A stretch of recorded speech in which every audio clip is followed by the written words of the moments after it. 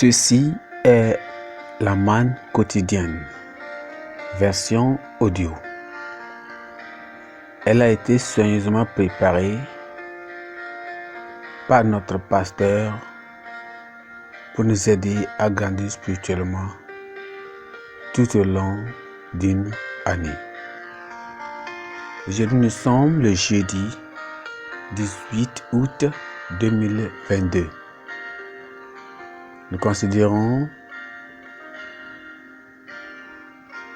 vanité sur vanité. Vanité sur vanité. Prions. Père, nous te remercions aujourd'hui. Nous t'exaltons pour l'opportunité que tu nous as donnée. Te glorifions parce que nous savons que Seigneur, tu es un Dieu bon, un Dieu glorieux, qui nous a donné l'opportunité encore d'entendre de toi. Nous te remercions parce que tu nous as donné cette opportunité. Nous prions ce que tu as pour nous, Seigneur, aide-nous à la mettre en pratique au nom de Jésus. Merci parce que tu nous as exaucés. Au nom de Jésus, nous avons prié. Nous considérons le thème vanité sur vanité. Nous considérons notre test dans le livre de Job, chapitre 27, à partir du verset 11 jusqu'au verset 23. Lisons la Bible ensemble. Job 27, chapitre 27, à partir du verset 11. Je vous enseignerai les voies de Dieu. Je ne vous cacherai pas les desseins de Tout-Puissant. Mais vous les connaissez et vous êtes d'accord. Pourquoi donc vous laissez aller à de vaines pensées? Voici la part que Dieu réserve aux méchants, l'héritage que le Tout-Puissant dessine à l'impie. S'il a des fils en grand nombre, c'est pour le glaive, et ses rejetons manquent de pain. Ceux qui échappent sont enterrés par la peste, et leurs veuves ne les pleurent pas. S'il amasse l'argent comme la poussière, s'il entasse les vêtements comme la boue, c'est lui qui entasse, mais c'est le juste qui se revêt. C'est l'homme intègre qui a l'argent en partage.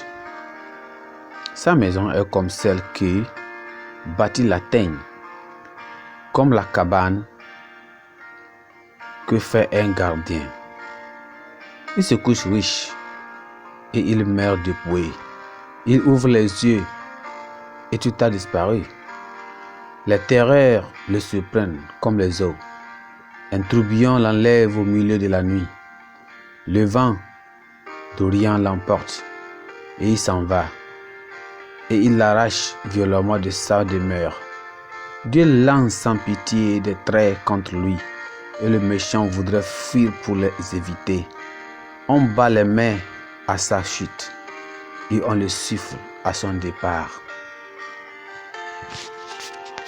Le verset clé est le verset 18 qui dit: sa maison est comme celle que bâtit la teigne, comme la cabane que fait un gardien.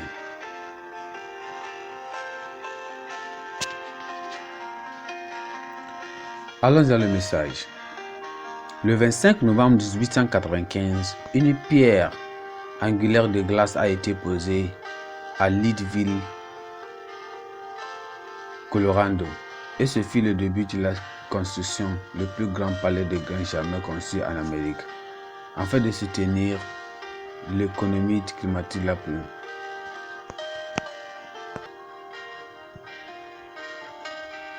Déclement de la ville. Les citoyens ont organisé un carnaval d'hiver. Le jour de l'an 1896, la ville s'est mobilisée pour l'ouverture officielle. L'immense palais mesurait 450 par 320 pieds. Les tours qui flanquaient l'entrée faisaient 90 pieds de haut. À l'intérieur se trouvait une patrimoine de 16 000 pieds carrés. Mais à la fin du mois de mars, le palais a fondu en même temps que les espoirs de Leadville.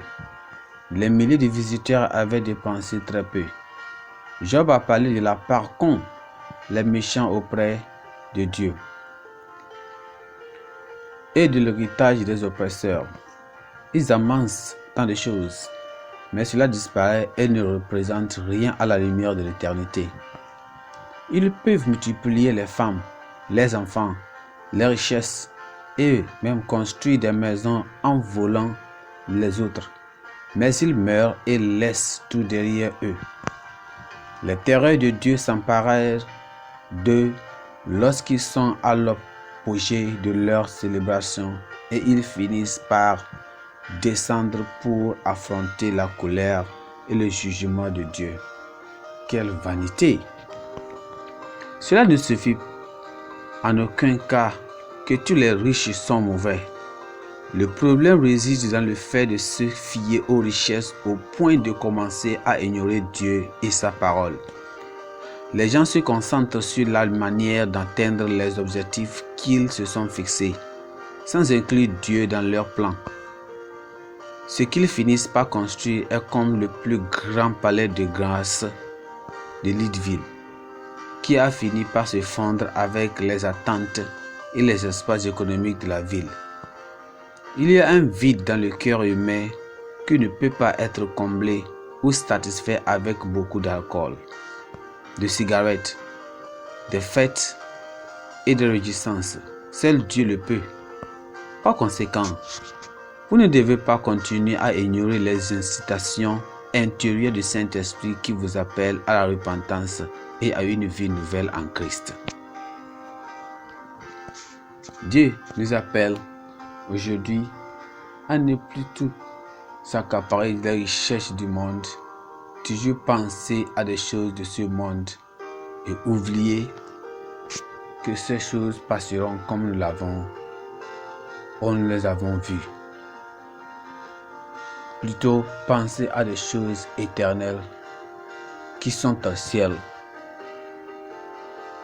Que Dieu nous aide à ne pas amasser des richesses sur cette terre qui vont fondre et pourrir, mais de penser à cette richesse qui est au ciel, qui va toujours rester éternellement. Notre pensée du jour est ici. Le vide dans votre cœur ou dans votre vie ne peut être comblé que par Dieu lui-même. Le vide dans votre vie ou dans votre cœur ne peut être comblé que par Dieu lui-même. Prions d'abord. Père, nous te remercions aujourd'hui. Nous te glorifions pour la grâce et pour la bonté que tu nous as montrée aujourd'hui. Nous savons que Seigneur, tu es le Dieu Tout-Puissant et tu nous montres ce qui est bon et important. Nous prions, Seigneur, que ta parole que nous a parlé, de ne plus penser tellement avoir notre pensée sur les choses de ce monde, mais plutôt penser aux choses qui sont éternelles et au ciel. Seigneur, aide-nous à ne plus mettre toute notre pensée sur ces choses de ce monde, mais penser aux choses éternelles qui se trouvent au ciel, à la vie de sainteté et consacrer notre vie en Jésus-Christ. Seigneur, merci parce que tu nous as exaucés. Au nom de Jésus, nous avons prié. Amen. Aujourd'hui, nous considérons notre lecture biblique dans le livre de Job, chapitre 26, jusqu'au chapitre 30. Merci, que Dieu vous bénisse.